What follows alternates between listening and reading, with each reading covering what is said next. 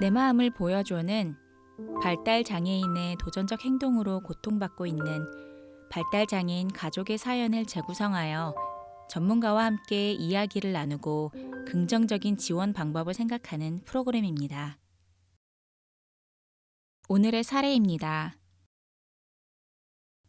제 동생 호철이는 지적 장애가 있는 10대 남학생입니다. 요새 코로나 때문에 학교를 갈 수 없는 날이 많고 복지관에도 갈 수 없다 보니 많이 답답했나 봐요. 혼자서 집을 나가려고 하고 나가지 못하게 하면 어린아이처럼 현관바닥에 드러누워 소리를 질러요. 동생이 혼자서 외출을 하면 가지고 있는 돈을 한 번에 다 써버리기도 하고 길을 건너다 말고 찻길 한복판에 멈춰 서기도 해서 위험하기 때문에 가족들은 막으려고 합니다. 그런데 외출을 못하게 된 동생이 현관문을 마구 두들기다 보니 이제는 집에 같이 있는 것도 힘들고 이웃들에게 미안합니다.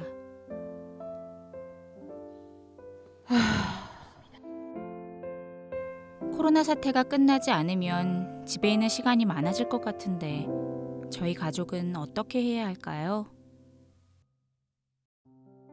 긍정적 행동 지원을 위해 가장 먼저 필요한 것은 대상 학생의 도전적 행동에 대해 정의를 내리고 그 이유를 밝히는 것입니다.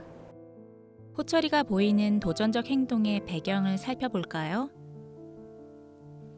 혼자서 밖으로 뛰쳐나가려고 하는 것은 집에서 아무런 규칙적이고 생산적인 활동 없이 심심한 시간이 계속 이어지는 것을 보상하기 위한 것이라고 볼 수 있습니다. 물론 비장애 학생도 코로나 때문에 학교를 가지 않지만 이 학생들은 나름대로 무료한 시간을 즐길 수 있는 방법들을 알고 있지요. 하지만 장애 학생의 시간을 관리하고 지도하는 것은 오롯이 부모의 몫이 될 수밖에 없습니다. 그런데 부모가 하루 종일 장애 학생의 일과를 관리하는 것이 불가능하다 보니 혼자서 자신의 일과를 관리할 수 없는 발달장애 학생이 참을 수 없는 답답함을 해소하려고 집 밖으로 뛰어나가려고 하는 것이죠. 만약 가정에서도 다양한 활동이 주어지고 밖에 나가는 것보다 집에 있는 것이 더 즐겁다고 하면 나가려고 하지 않을 수도 있습니다. 또한 바닥에 누워 소리를 지르는 것은 호철이가 자신이 원하는 것을 말로는 표현하지 못하기 때문에 대신 몸으로 표현하는 방식일 수가 있습니다. 비장애 학생이라면 집에 있는 게 너무 갑갑하고 힘들어요. 왜 문을 잠가요? 문을 열어주세요. 이렇게 말할 수 있지만 발달장애 학생은 자신이 바라는 바를 제대로 표현할 수 없기 때문에 문에 몸을 부딪히거나 소리를 지르는 행동으로 마음을 표현하고 있는 거죠. 그럼 호철이를 위한 긍정적 행동 지원 계획을 세워볼까요? 호철이의 도전적 행동을 줄이기 위해서는 집에서 무료한 시간이 없이 자신이 원하는 활동이 이루어져야 합니다. 집에서도 정해진 일과가 일관성 있게 반복된다는 것을 알고 그 안에 힘든 활동도 있지만 자신이 좋아하는 활동도 포함되어 있고 어려운 활동을 한 이후에 보상이 있다는 것까지 훤히 알 수 있다면 밖으로 뛰쳐나가는 것은 확실히 줄어들게 됩니다. 일과를 짤 때는 정기적으로 산책을 가는 활동이 꼭 필요합니다. 예를 들어 호철이가 마트에 가는 걸 좋아한다면 마트에서 물건을 사는 것도 일과에 넣는 것이 좋은데요. 대신 이것이 강화되어 아무 때나 마트를 가자고 할 수 있으니까 신중하게 상황에 맞게 일과에 넣는 것이 필요합니다.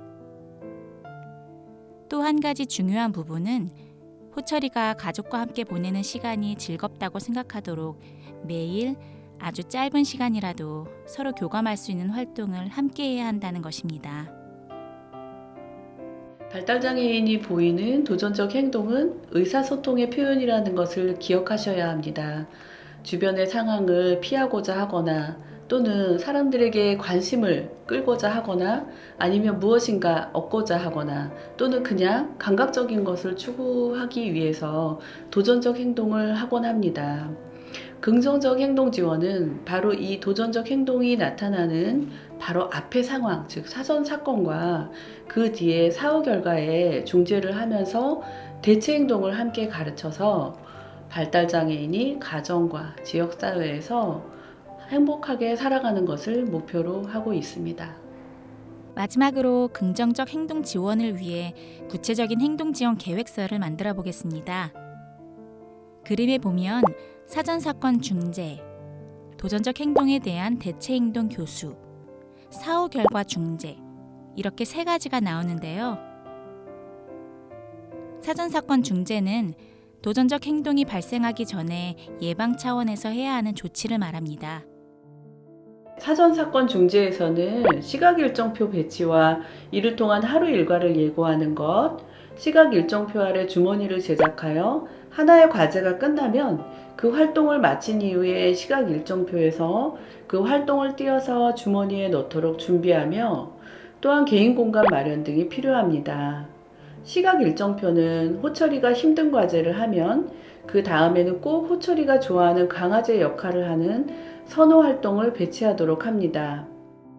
둘째, 대체행동 교수로는 자신이 하고 싶은 것을 표현할 수 있는 언어 지도가 필요합니다. 이때 할 수 있다면 언어 치료사의 도움이 필요합니다. 또한 가족과 함께 할 수 있는 활동과 혼자서도 할 수 있는 활동의 지도가 필요합니다. 셋째, 사후 결과 중재입니다. 호철이가 원하는 것을 적절히 표현했을 경우 가정 안에서 선호하는 물건을 주거나 활동을 제공해 줍니다. 그러나 울음으로 표현할 경우에는 어떠한 강아지도 제공하지 않도록 합니다. 또한 시각 일정표에 예정되어 있는 가족과 함께 활동하기를 적절하게 했을 때에는 바로 뒤에 예정해 놓았던 산책하기를 합니다. 그렇지만 시각 일정표에 예정되어 있던 가족과 함께 활동하기를 적절하게 하지 않았을 때에는 그 뒤에 일정인 산책하기 일정표를 엄마가 그냥 띄워버림으로써 바람직한 행동을 했을 때만 상이 주어짐을 알게 합니다.